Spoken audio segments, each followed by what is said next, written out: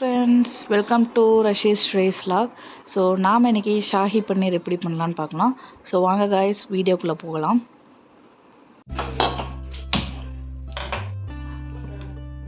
So first key add பண்ணிக்கணும். So 2 பேரும் சேர்ந்தே தான் பண்ணுறோம்.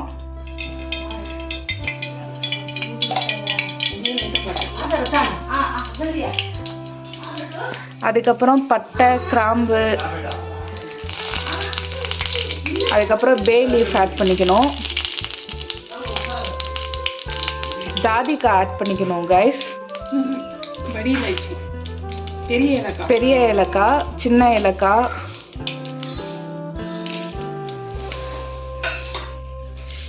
பெப்பர் எல்லாம் ஆட் பண்ணிக்கணும். அது கொஞ்சம் ஃப்ரை ஆகட்டும்.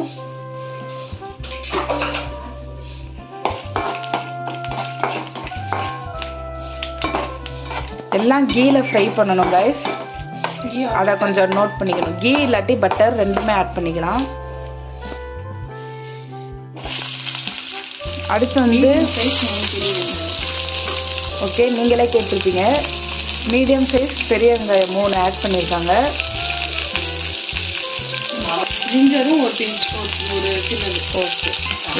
பூண்டு வந்து 2 to 3 பூண்டு பிஞ்ச் போடணும். போட்டு எல்லாத்தையும் நல்லா ஃப்ரை பண்ணணும்.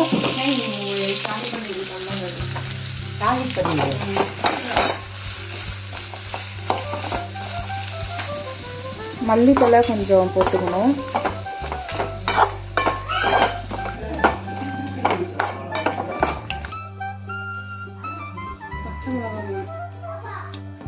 காரம் சாப்பிடுவாங்கன்னா அதிகமாக எடுத்துக்கலாம். மீடியமானா கொஞ்சம் 4, சின்னதாக இருந்துச்சுன்னா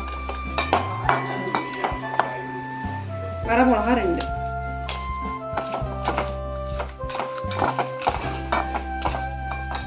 கேட்டுச்சுல கைஸ் உங்களுக்கு. இவங்க எல்லாம் நார்த்தில் இருக்கனால ஜாஸ்தி காரம் சாப்பிட்றவங்க. ஸோ பச்சை மிளகா, வரமிளகா எல்லாமே ஆட் பண்ணுவாங்க. நீங்கள் காரம் கம்மியாக சாப்பிட்றதா இருந்தால் வெறும் பச்சை மிளகா மட்டும் ஆட் பண்ணுங்கள், இல்லை வரமிளகா ஆட் பண்ணுங்கள்.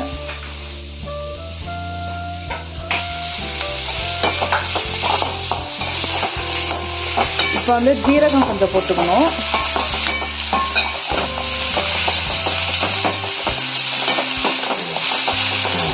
போட்டு எல்லாத்தையும் நல்லா ஃப்ரை பண்ணணும் கீல. சப்போஸ் உங்கள்கிட்ட பட்டர் இருந்துச்சுன்னா அதையும் கூட யூஸ் பண்ணிக்கலாம். கீ பத்தலை அப்படின்னா நடுவில் இன்னும் கொஞ்சம் ஆட் பண்ணிக்கலாம் கைஸ்.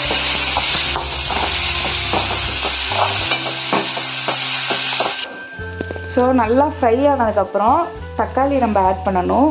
இப்போ வந்து நம்ம 3 மீடியம் சைஸ் வெங்காயம் போட்டோம் இல்லையா, அதுக்கு வந்து அளவு 4 தக்காளி போடணும். பழுத்த தக்காளி, அதுதான் வந்து அளவு கைஸ். 3 பெரிய வெங்காயத்துக்கு வந்து 4 தக்காளி அளவு வந்து இதுதான். ஆனால் அவங்க வீட்டுக்கு ஏற்ற மாதிரி நீங்கள் வந்து போட்டுக்கோங்க, சரிங்களா?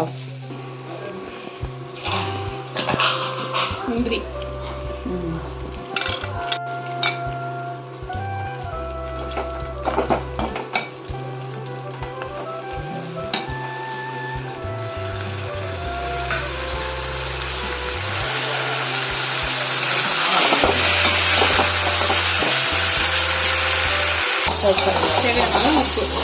Okay guys. அதுக்கப்புறம் தக்காளி போட்டு நல்லா வதக்கிடுங்க. தேவையான அளவு உப்பு போட்டுக்கோங்க. நல்லா தக்காளி வதங்கட்டும். தக்காளி எல்லாம் நல்லா வெந்ததுக்கப்புறம் கொஞ்சம் சுடுதண்ணி ஊற்றணும். ஓகே கைஸ், இப்போ வந்து இது நல்லா வெந்ததுக்கப்புறம் நம்ம அடுத்து என்ன பண்ணணும் அப்படின்னா, இதில் இருக்கிற அந்த பே லீஃப் தான் இருக்கு இல்லையா, அது அந்த பட்டை, அந்த பெரிய ஏலக்காய், அது எல்லாத்தையும் வந்து நம்ம தனியாக எடுத்துட்டு அதுக்கப்புறம் தான் அரைக்கணும். ஏன்னா அதோட சேர்த்து அரைச்சோம் அப்படின்னா அதோட டேஸ்ட் வந்து எதுவுமே நல்லா இருக்காது. ஸோ அதனால்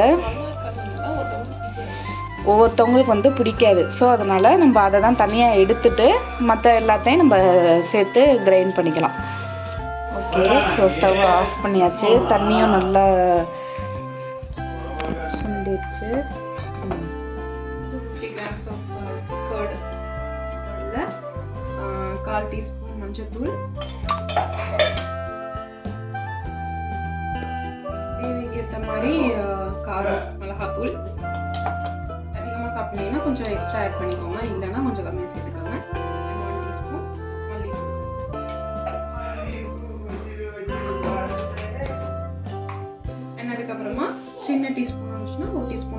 जीरा पाउडर मसाला भी डालना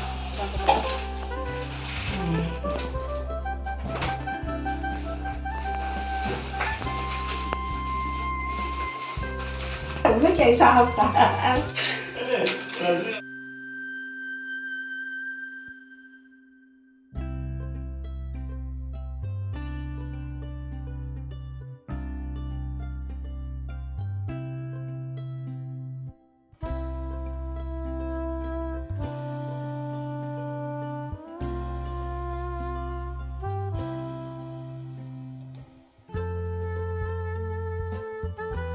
में चिल्ली पाउडर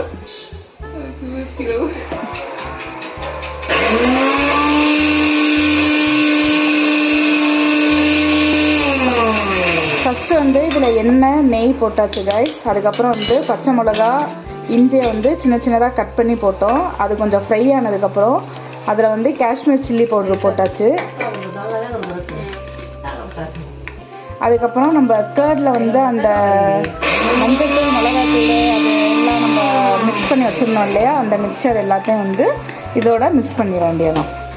இது ரொம்ப ஈஸியான ரெசிபி. பண்ணி ஊற்றிக்கோங்க. ஸோ நம்ம அரைச்சி வச்சுருந்த எல்லாத்தையும் இதோட மிக்ஸ் பண்ணிடலாம். மிக்ஸ் பண்ணி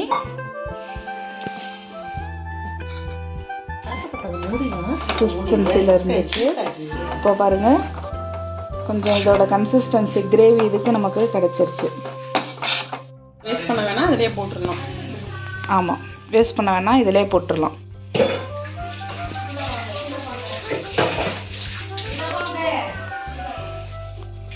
பாருங்கள் கலரே வந்து எப்படி இருக்குன்னு, ஒரு அட்ராக்டிவான கலரில் இருக்குது. இன்னும் நம்ம இதில் வந்து பன்னீரே போடல கைஸ். ஆனால் கலரே வந்து நமக்கு இந்த கிரேவி மட்டுமே வச்சாலே வந்து இப்போ சப்பாத்தியோட அல்டிமேட்டாக இருக்கும், வேறு லெவலாகவே இருக்கும் அப்படின்னு சொல்லலாம். இன்னும் பன்னீர் போட்டால் யோசிச்சு பாருங்கள், செம்மையாக இருக்கும். ஸோ பன்னீர் போட்டதுக்கப்புறம் ஃபைனலாக இது எப்படி வருதுன்னு சொல்லிட்டு நம்ம பார்ப்போம். அது வரைக்கும் நானும் வெயிட் பண்ணுறேன், நீங்களும் வெயிட் பண்ணுங்கள்.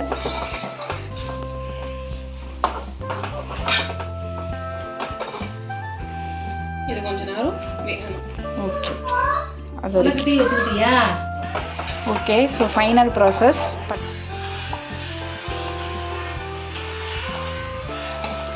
கொஞ்சம் சிம்மில் வச்சுக்கலாம் தெரிக்காமல் இருக்கிறதுக்காக.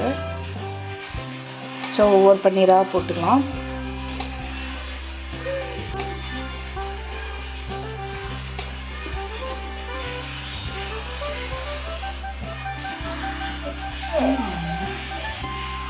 ஸோ பன்னீர் போட்டு நம்ம அதை வந்து கொஞ்சம் பாயில் பண்ண விட்டுடலாம்.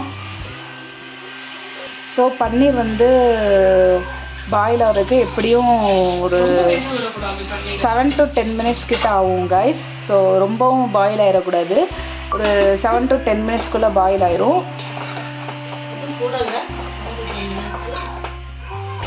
சிம்மிலே வச்சுக்கோங்க. பன்னீர் பாயில் ஆனோடனே அவ்வளோதான். லிட்டரலி ஃப்ரெஷ் க்ரீம் கொஞ்சம். ஓகே, ஸோ இப்போ இது நார்த் ஃபுட் ஸ்டைல் தான். ஸோ உங்களுக்கு வந்து எது வந்து பிடிக்குமோ அது வந்து ஒன்று சுகர் இல்லாட்டி ஹனி எது வேணுமோ அதை ஆட் பண்ணிக்கோங்க.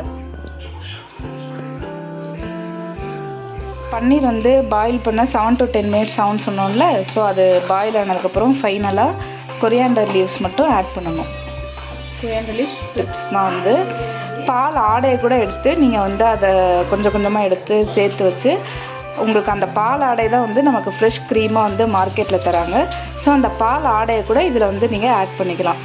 என்னென்னா அது இன்னும் உங்களுக்கு ஃப்ளேவரையும் இன்னும் ஒரு டெக்ஸ்சரையும் நமக்கு வந்து கொடுக்கும், டேஸ்ட்டே வந்து இன்னும் நமக்கு ஆட் பண்ணி கொடுக்கும். அதுக்காக ஃபைனலாக நம்ம ஃப்ரெஷ் க்ரீம் ப்ளஸ் கொரியாண்டர் லீவ்ஸையும் நம்ம ஆட் பண்ணிக்கிறோம். அவ்வளோதான் கைஸ்.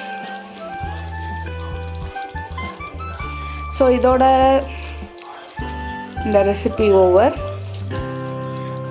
இதே மாதிரி இன்னொரு சூப்பரான ரெசிபியில் நான் உங்களை சந்திக்கிறேன். until then it's signing off from Shrey's vlog. Bye.